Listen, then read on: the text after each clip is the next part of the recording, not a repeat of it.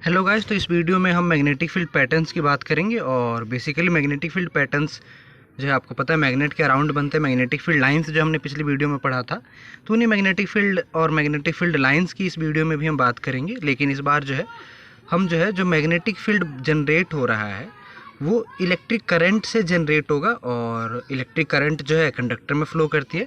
तो different type के conductors में जो है हम मैग्नेटिक फील्ड कैसे जनरेट होगा और किस शेप का जनरेट होगा, ये सारी चीज़ें जो इस वीडियो में डिस्कस करेंगे। ठीक है, तो सबसे पहले जो है ये आपको जानना ज़रूरी है कि जब हम किसी इलेक्ट्रिक कंडक्टर से या किसी वायर से जब हम करंट को फ्लो कराते हैं, तो करंट को फ्लो कराने से उसमें जो है उसके आसपास मैग्नेटिक फील्ड जनरेट होता है। यानी वो वायर जो है मैग्नेट की तरह बिहेव करने लग जाता है।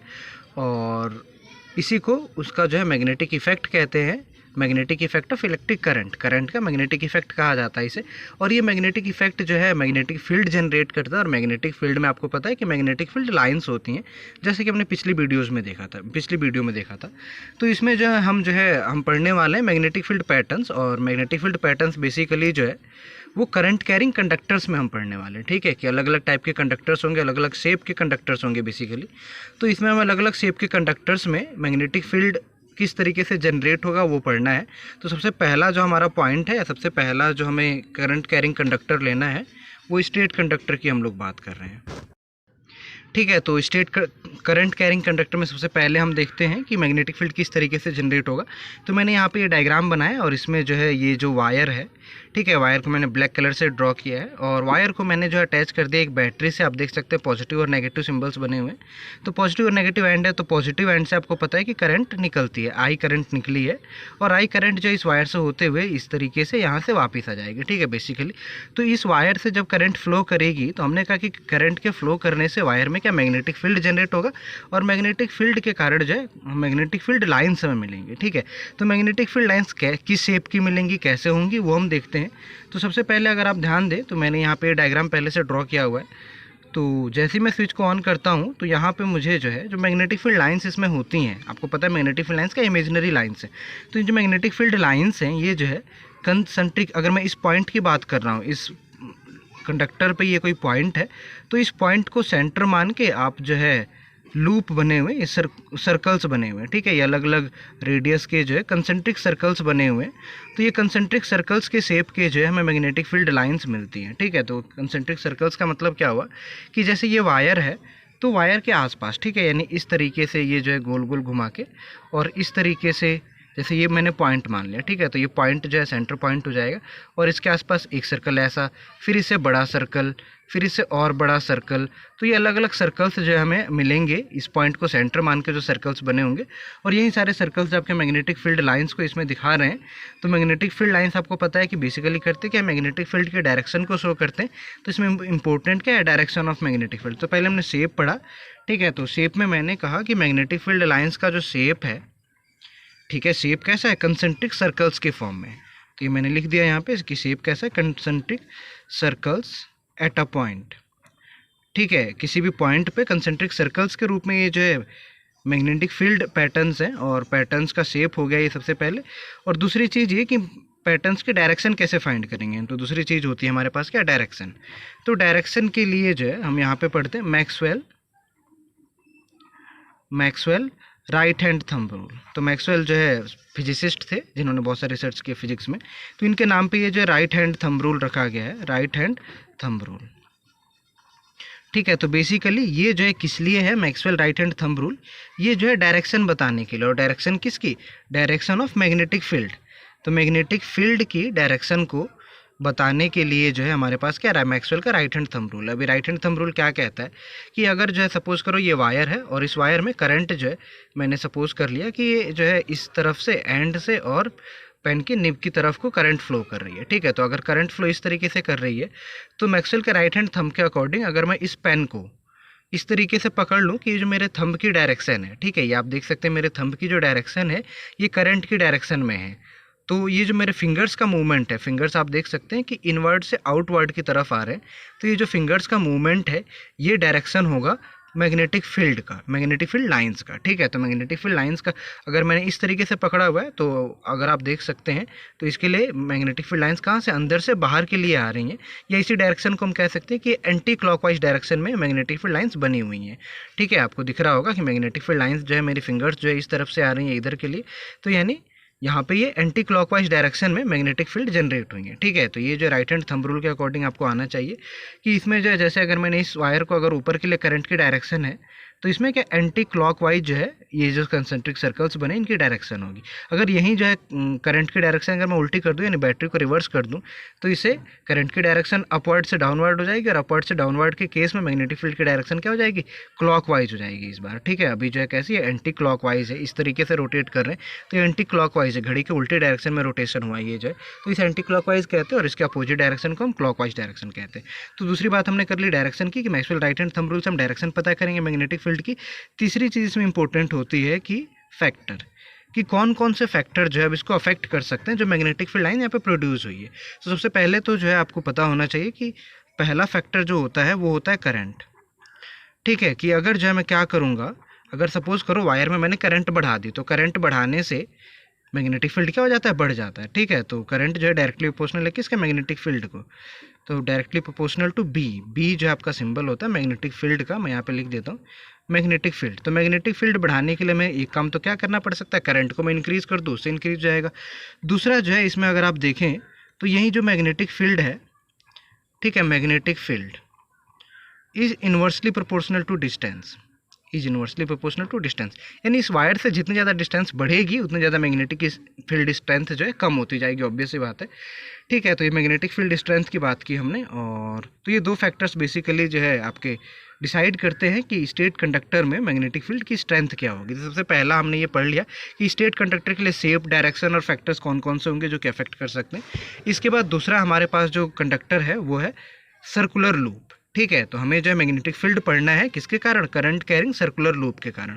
तो मैंने ये सर्कुलर लूप पहले से ड्रॉ किया हुआ है, तो सर्कुलर लूप जो है इस तरीके से है ये जो है, और सर्कुलर लूप में मैंने इसे जो है ये बैटरी से जोड़ा हुआ है। तो जब इसे करंट फ्लो करेगी तो ये अपर डायरेक्शन में यहाँ से गई, और एक क्लॉकवाइज डायरेक्शन में आप देख सकते हैं कि करंट मेरी फ्लो कर रही है, ठीक है। तो क्लॉकवाइज डायरेक्शन में अगर करंट फ्लो कर रही है तो इससे जो मैग्नेटिक फील्ड जनरेट होता है उसे मैंने रेड पेन से दिखाया हुआ है। तो ये कुछ इस तरीके का मैग्नेटिक फील्ड जनरेट होता है। अगर आप देखें मैंने इस पॉइंट की बात की है तो इस पॉइंट पे जो है कंसेंट्रिक सर्कल्स बने हैं, ठीक है। तो जैसा जो है स्टेट कंडक्टर के लिए था वैसे ही कंसेंट्रिक सर्कल्स इस पॉइंट के लिए बने हैं और इस पॉइंट के लिए भी बने हैं, ठीक है। दोनों में बेसिक डिफरेंस क्या होगा कि जब मैं इस पॉइंट की बात करूंगा तो करंट जो है ऊपर जा रहा होगा, करंट अभी यहाँ से आ रहा था तो यहाँ से जाते समय डायरेक्शन क्या होगी उसके ऊपर। तो आपको पता है कि जब करंट की डायरेक्शन ऊपर होती है तो मैक्सवेल के राइट हैंड थंब रूल के अकॉर्डिंग जो मैग्नेटिक फील्ड की डायरेक्शन होगी वो कैसी होगी, एंटी क्लॉकवाइज। और अगर मैं इस केस की बात करूँ तो यहाँ पे करंट की डायरेक्शन क्या है, डाउनवर्ड है, ठीक है। तो करंट की डायरेक्शन जो है नीचे के लिए आ रहा है करंट, तो यानी रिवर्स हो गया, तो मैग्नेटिक फील्ड की डायरेक्शन क्या हो जाएगी इस बार जो है डायरेक्शन हो जाएगी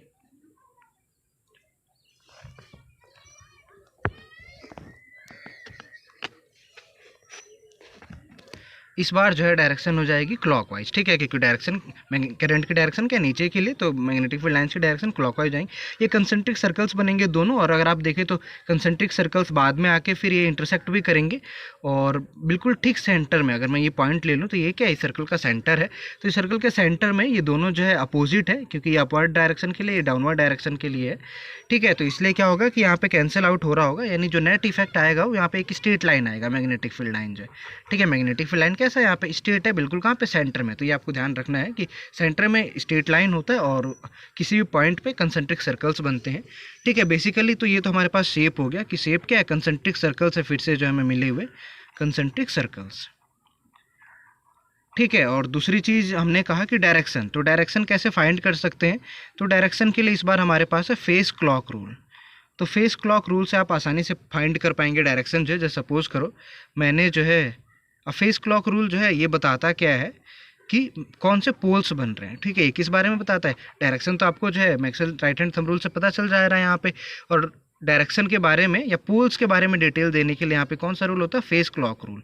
तो जैसे इसकी अगर मैं बात करूँ तो यहाँ पे करंट के डायरेक्शन क्या है, क्लॉकवाइज। तो क्लॉकवाइज का मतलब ये कुछ इस तरीके से हो गया, अगर मैं इसको ड्रॉ कर दूँ यहाँ पे तो क्लॉकवाइज कुछ इस तरीके से हुआ कि इस तरीके से डायरेक्शन है। तो अगर मैं इसको ऐसा बना लूँ और इसको जो है मैं ऐसा बना लूँ और इन दोनों को मिला दूँ, ठीक है। तो ये जो मेरे पास शेप बन रहा है ये कैसा बन रहा है, एस बन रहा है। अगर आप ध्यान से देखें तो ये आपके पास एस बन रहा है। तो ये जो पोल होगा इस तरफ से, ये जो आपके पास सर्कुलर लूप है इसका जो इधर वाला फेस होगा, आपके सामने वाला जो फेस है वो साउथ पोल बन रहा है। ठीक है, साउथ पोल। और अगर आप दूसरी तरफ से इसी को देखेंगे, यानी आप इसी लूप को, अगर ये आपके पास सर्कुलर लूप हो और इसको अगर आप अपनी तरफ से देख रहे हैं तो आपको ये कैसा दिख रहा है, इस तरफ को दिख रहा है। ठीक है, ठीक है, ये सर्कुलर लूप था, ये आपको इस तरीके से दिख रहा है क्लॉकवाइज। अगर कोई सामने से देख रहा होगा तो उसके लिए ये डायरेक्शन जो है कैसी होगी, एंटी क्लॉकवाइज। तो एंटी क्लॉकवाइज होगी। तो अगर मैं सामने वाला अगर कोई देखेगा तो उसे कुछ इस तरीके से दिखेगा। मैं यहाँ पे ड्रॉ कर देता हूँ, ये जो है कुछ ऐसा दिखेगा। ठीक है, ये यहाँ से अगर कोई देखेगा तो उसके लिए डायरेक्शन कुछ इस तरीके से हो जाएगी। अगर मैं यहाँ पे पोल्स बनाऊँ तो एक लाइन ये बनेगी और इधर के लिए डायरेक्शन, और एक लाइन ये बनेगी इधर के लिए डायरेक्शन। अगर आप दोनों को ज्वाइन कर दें तो ये आपके पास कैसा शेप बन गया है, तो एन शेप बना है, यानी नॉर्थ पोल बन रहा है। ठीक है, तो इसका मतलब ये है कि जो ये सर्कुलर लूप था इसके दो फेसेस होंगे ना, एक सामने से जहाँ से आप देख रहे हो और एक इसके पीछे से। यानी अगर मैं अभी बात करूँ तो इस पेपर के पीछे से, तो पेपर के पीछे वाला फेस जो होगा वो नॉर्थ पोल बन रहा होगा, और जो ये ऊपर वाला फेस है पेपर के ऊपर वाला ये कैसा, साउथ पोल। तो दोनों पोल्स यहाँ पे जनरेट हो रहे होंगे मैग्नेट के। तो ये डायरेक्शन और फेस या पोल्स की बात होगी। इसके बाद स्ट्रेंथ, इसमें भी जो है दो ही चीज़ों पर डिपेंड करेगा। स्ट्रेंथ जो है मैग्नेटिक फील्ड स्ट्रेंथ, एक तो क्या करंट और दूसरी चीज़ डिस्टेंस पे। ठीक है, डिस्टेंस के इनवर्सली प्रोपोर्शनल और करंट के डायरेक्टली प्रोपोर्शनल। ये ऑलरेडी हम ऊपर फैक्टर्स पढ़ चुके हैं। तो ये दूसरा टाइप का हमारे पास करंट कैरिंग कंडक्टर हो गया। तीसरे टाइप का भी करंट कैरिंग कंडक्टर हमें पढ़ना है। ठीक है, और तीसरे टाइप का करंट कैरिंग कंडक्टर बेसिकली हमारे पास है सोलेनाइड। ठीक है, तो सबसे पहले तो आप समझेंगे कि सोलेनाइड होता क्या है। तो सोलेनाइड बेसिकली आप किसी वायर को स्पाइरल शेप में अगर बाइंड कर दें, ठीक है, तो स्पाइरल शेप में बाइंड करने के बाद जो आपको शेप मिलेगा स्प्रिंग जैसा शेप जो है, तो इसे सोलेनाइड कहा जाता है। तो सोलेनाइड में अगर मैंने करंट पास करा है यहाँ पे पॉजिटिव एंड नेगेटिव एंड, तो करंट की डायरेक्शन जो है कुछ इस तरीके से होगी। ठीक है, यहाँ से करंट जा रहा होगा यहाँ से, और यहाँ से करंट जो है वापस आ रहा होगा। ठीक है, तो इसमें जो है अब मैं बात करूँ तो ये स्पाइरल शेप जो बना है इसमें मैग्नेटिक फील्ड किस तरीके से प्रोड्यूस होगा। तो अगर आप डायग्राम देख पा रहे हैं तो इससे आपको क्लियर हो जाएगा कि ये डायग्राम जो है किसका है, बार मैग्नेट का है। ठीक है, तो सबसे पहले अगर मैं शेप की बात करूँ कि शेप ऑफ मैग्नेटिक फील्ड कैसा होगा, तो लाइक बार मैग्नेट। तो हमने जो है जैसा बार मैग्नेट का पढ़ा था, ठीक है, बार मैग्नेट का पढ़ा था ना हमने कि मैग्नेट के नॉर्थ पोल और साउथ पोल होंगे। नॉर्थ पोल से मैग्नेटिक फील्ड लाइंस निकलेंगी, साउथ पोल की तरफ जाएंगी। ठीक है, डिस्टेंस के इन्वर्सली प्रोपोर्शनल होंगी, और पोल्स के करीब जो है डेंसिटी ज़्यादा होगी और दूर जो है डेंसिटी कम हो जाएगी। तो यही सारे पॉइंट जो इसमें भी रहेंगे। और इसमें इंपॉर्टेंट चीज़ ये रहती है कि अगर आप जो है सोलेनोइड के, ये तो आउटसाइड ऑफ द मैग्नेट की बात हुई। ठीक है, तो हमने कहा कि आउटसाइड द मैग्नेट जो है, ये तो आउटसाइड द मैग्नेट है, आउटसाइड द सोलेनाइड की हम बात कर रहे हैं यहाँ पे। तो आउटसाइड द सोलेनाइड की कहानी जो है ये है कि लाइक अ बार मैग्नेट।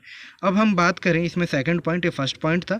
सेकंड पॉइंट अगर मैं बात करूँ इनसाइड जो है, तो इनसाइड कैसे है, आप देख सकते हैं कि ये मैग्नेटिक फील्ड लाइंस है और इनकी डायरेक्शन जो है आपको पता है कि इनसाइड जो है क्या होती है, साउथ से नॉर्थ होती है डायरेक्शन जो है। ठीक है, तो इनसाइड जो है मैग्नेटिक फील्ड लाइंस की डायरेक्शन साउथ से नॉर्थ पोल की तरफ है। और दूसरी चीज़ ये कि अगर आप देखें तो ये पैरेलल लाइंस है। ठीक है, इनसाइड कैसी हैं लाइंस, पैरेलल लाइंस है। ये बहुत इंपॉर्टेंट पॉइंट होता है क्योंकि यहाँ से बोर्ड में क्वेश्चन आता है कई बार जो है कि इनसाइड द सोलेनोइड जो मैग्नेटिक फील्ड लाइंस होती है उनका नेचर कैसा होता है। तो आपको बताना होता है कि मैग्नेटिक फील्ड लाइंस जो है पैरेलल लाइंस होती हैं।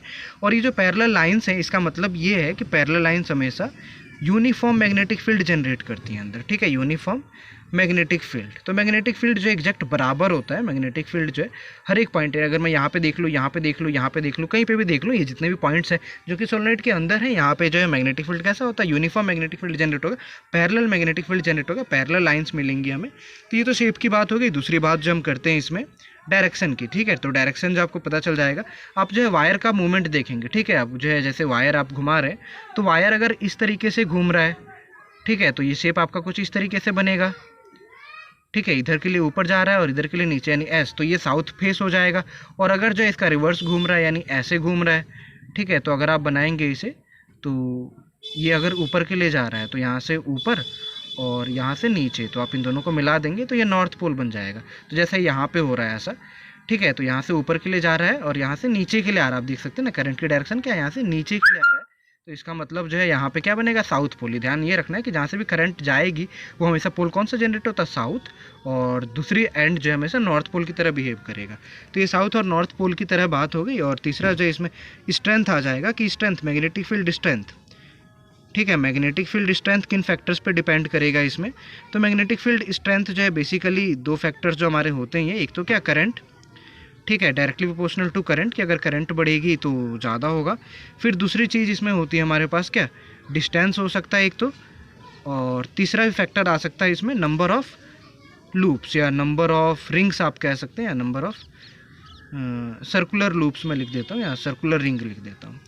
ठीक है, सर्कुलर लूप्स, तो जितने ज़्यादा सर्कुलर लूप्स यहाँ पे बनेंगे, या नंबर ऑफ़ टर्न्स जितने ज़्यादा होंगे, नंबर ऑफ़ टर्न्स, तो नंबर ऑफ़ टर्न्स जितने ज़्यादा होंगे उतना ज़्यादा जो मैग्नेटिक फील्ड स्ट्रेंथ होगा सोलेनोइड के कारण जो जनरेट हुआ है। तो ठीक है, तो ये होप करते हैं कि अलग अलग टाइप के कंडक्टर्स में हमने जो मैग्नेटिक फील्ड के शेप पढ़ा, उनकी प्रॉपर्टीज़ पढ़ी और स्ट्रेंथ पढ़ा कि किन किन फैक्टर्स पर डिपेंड करता है, ये सारा आपको समझ में आया होगा। Thank you. इससे आगे की वीडियो इससे आगे का पार्ट जो है नेक्स्ट वीडियो में करेंगे। Thank you.